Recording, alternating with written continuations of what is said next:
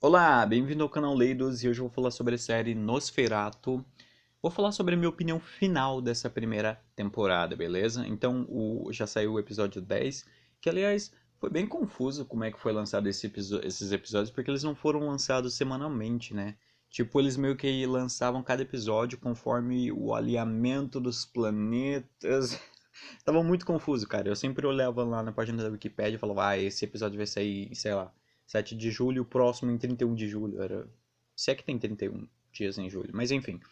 A questão é que eu assisti o último episódio da primeira temporada e eu vou falar um pouco sobre a minha opinião final dessa primeira temporada, né?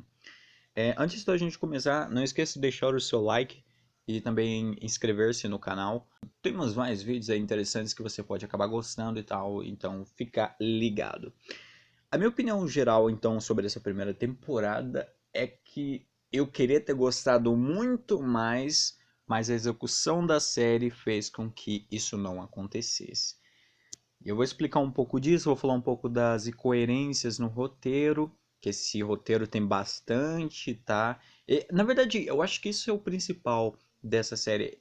É que eu me senti incomodado enquanto eu assistia. E não no sentido positivo. Não é que tipo, uau, tá tão assustador que me incomodava. Não. Era mais tipo, as decisões dos personagens, a forma como as situações se desenrolam não tá me agradando, porque as coisas se resolvem de uma maneira muito simples, há muitas conveniências acontecendo, então isso não me agradou mesmo. E foi, eu acho que um dos fatores principais para que a minha opinião ficasse meio dúbia quanto a essa primeira temporada, quanto se eu gostei ou não da série, né? Vamos falar então do que eu gostei. Eu gostei da Vicky, da caracterização de personagem da atriz que eles escolheram para fazer ela.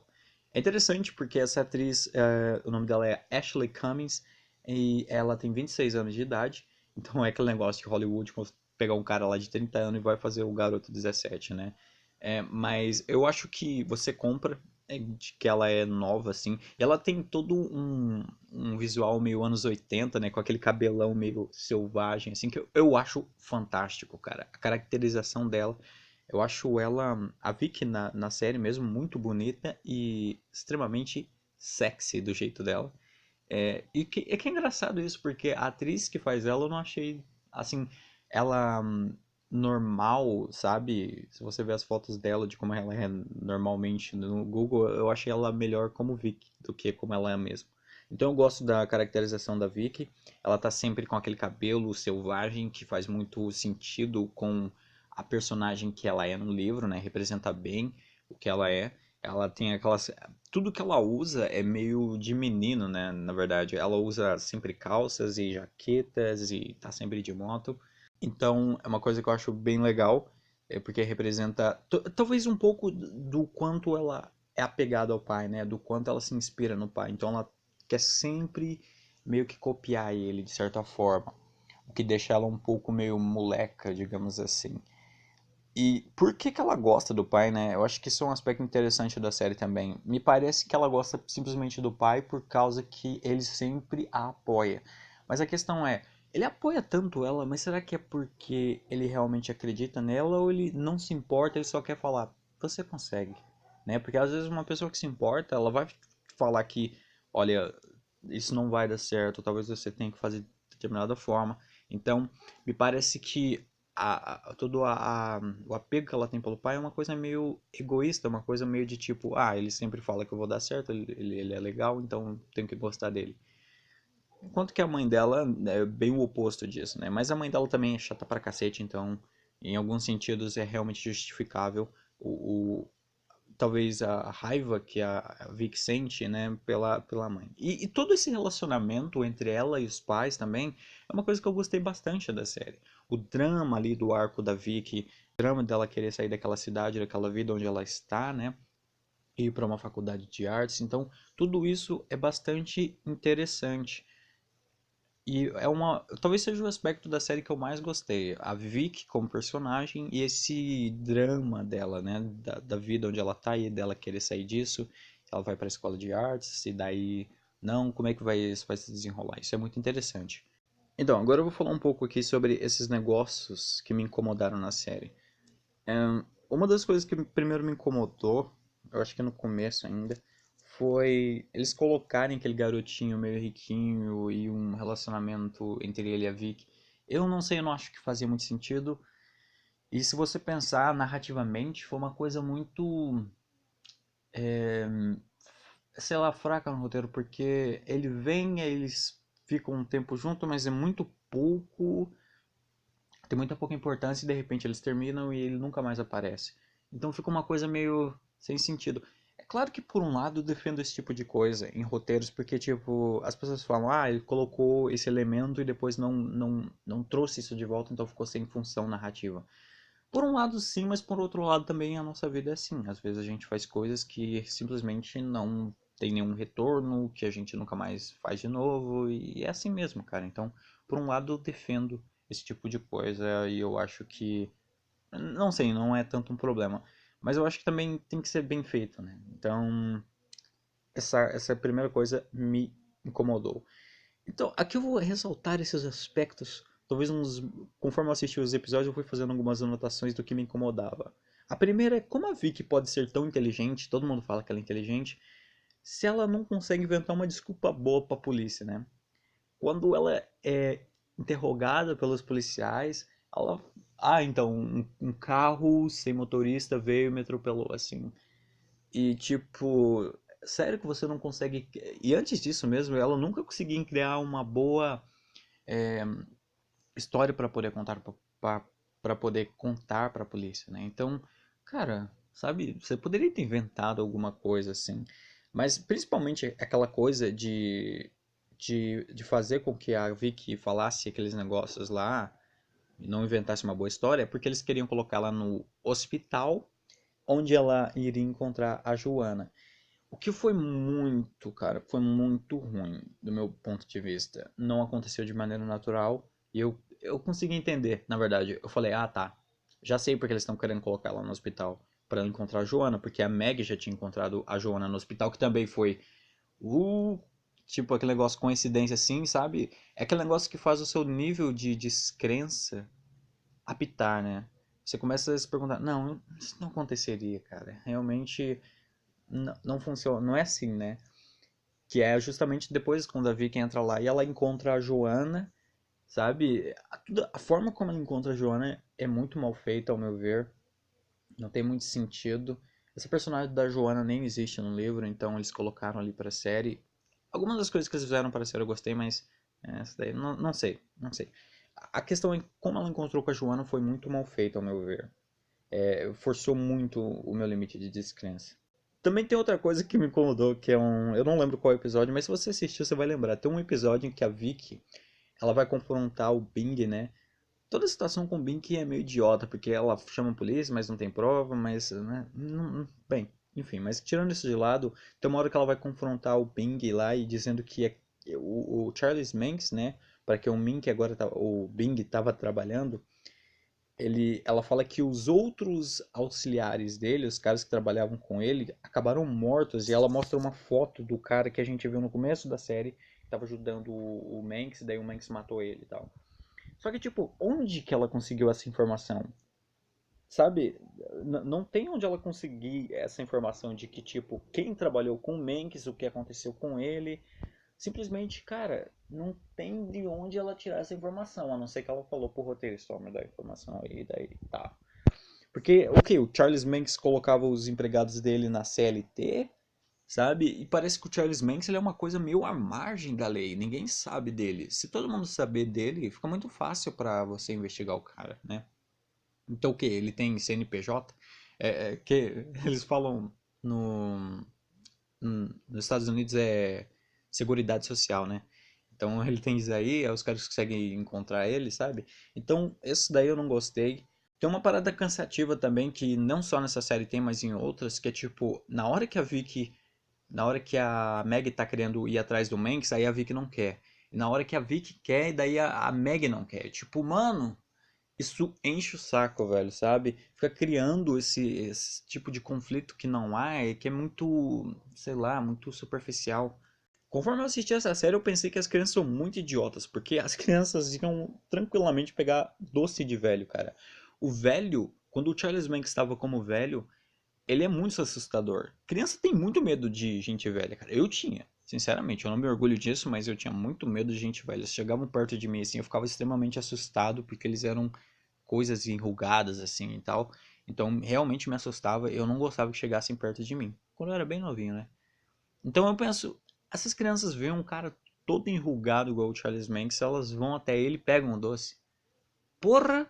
Fora que eles têm muitos filmes que as crianças não devem falar com estranhos, as crianças falam e tal. Nossa, são completos idiotas. Isso pra mim foi um dos piores, cara.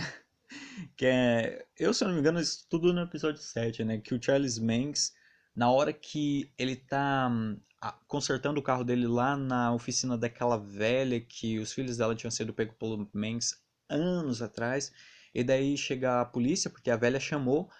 Aí do nada a velha começa a ter um ataque de coração, ela cai no chão, chegam os policiais e o Manx tá lá, ele entra no carro e sai. E os policiais deixam ele ir, assim, não fazem nada. E daí o Manx, o Bing pergunta pra ele: "Nós estamos invisíveis?" Porque realmente parece que eles estão invisíveis, né?